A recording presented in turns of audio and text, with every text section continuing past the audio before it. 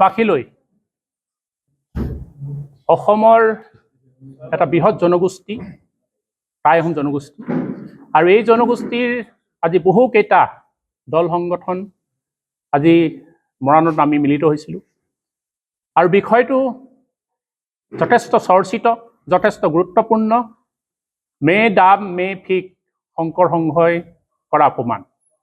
আৰু এই বিষয়টো যথেষ্ট গুৰুত্বপূৰ্ণভাৱে আজি আমাৰ মাজত কেইটামান সিদ্ধান্ত লোৱা হ'ল বহু আলোচনাৰ পাছত। আৰু ইয়াত থকা যিসকল দল সংগঠন কোন কোন উপস্থিত আছিল, মই সংবাদ মাধ্যমৰ যোগেদি প্ৰথমে তেওঁলোকৰ নামকেইটা কৈ ল'ব বিচাৰিছোঁ। আমাৰ মাজত টাই আহোম যুৱ পৰিষদ চমুকৈ টাইপা, আহোম সভা, আটাচু, আহোম জাতীয় মহাসভা, পূৰ্বাঞ্চল টাই সাহিত্য সভা, টাই আহোম জাতীয় পৰিষদ, মোহন দেওধাই বাইলুং সন্মিলন, মোহন দেওধাই বাইলুং বংশাৱলী পৰিষদ, Tai Ahom youth forum, indigenous people of Mundun Chunkham. গতিকে এইকেইটা সংগঠন আমাৰ মাজত আজি উপস্থিত আছিল।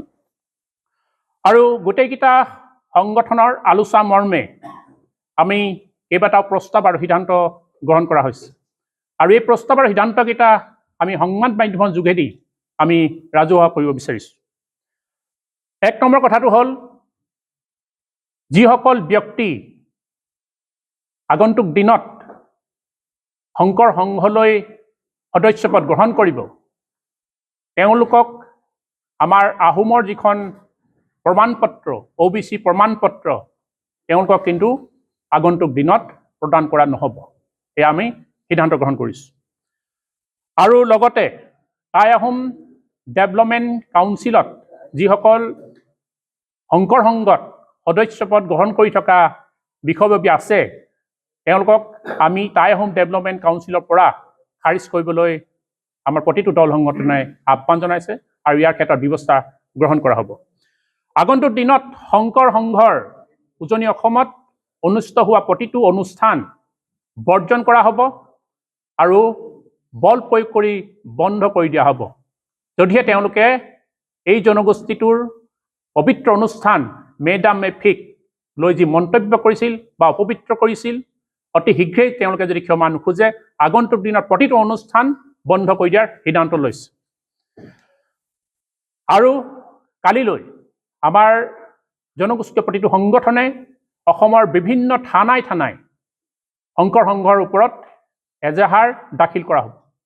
কাৰণ শংকৰ সংঘই হাজাৰ বছৰীয়া এটি পবিত্ৰ অনুষ্ঠান মে ডাম মে ফিক তেওঁলোকে অপবিত্ৰ, অসংস্কাৰী বুলি তেওঁলোকে অপমান কৰিছে।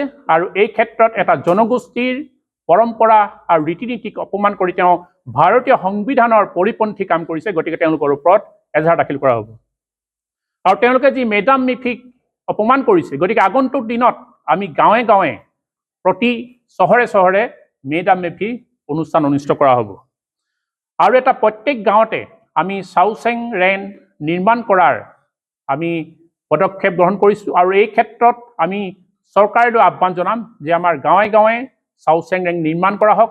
আৰু আহোমৰ যি ধৰ্মীয় অনুষ্ঠান, এই ধৰ্মীয় অনুষ্ঠান প্ৰতিখন গাঁৱত আমাৰ অনুষ্ঠিত কৰা হ'ব।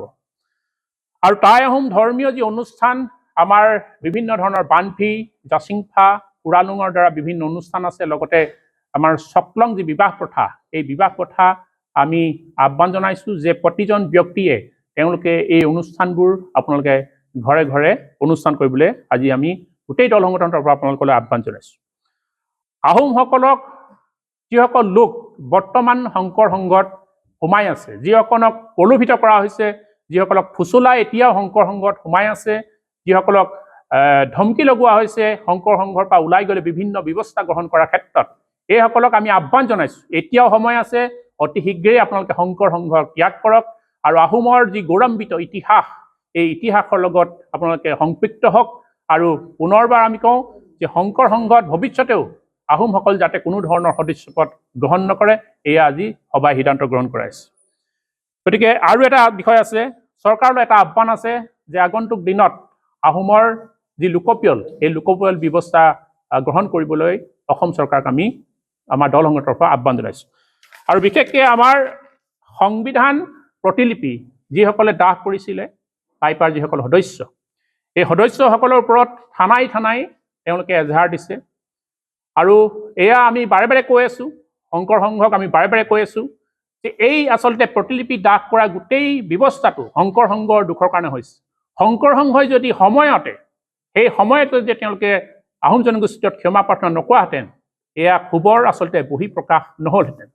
আৰু আজি যদি বা ভৱিষ্যতে যদি থানাই থানাই বা চৰকাৰে যদি সেই ব্যক্তিসকলৰ ওপৰত আইনী ব্যৱস্থা কৰি যদি জেললৈ প্ৰেৰণ কৰে, তেতিয়াহ'লে আহোমৰ দল সংগঠনে অসম বন্ধৰ দৰে কাৰ্যসূচী ল'বলৈ কিন্তু বাধ্য হ'ব। এই কথা আমি সংবাদ মাধ্যমৰ যোগেদি আমি স্পষ্ট কৰি দিছোঁ। গতিকে শৰীৰৰ যিকোনো অসুবিধাৰ সন্মুখীন হৈছে নেকি আপুনি? শাৰীৰিক সমস্যাৰ প্ৰতিকাৰ কেৱল আমি দিম। অভিজ্ঞ চিকিৎসকে দিব সুপৰামৰ্শ। প্ৰতি সপ্তাহত থাকিব বিভিন্ন ৰোগৰ বিশেষজ্ঞ চিকিৎসক।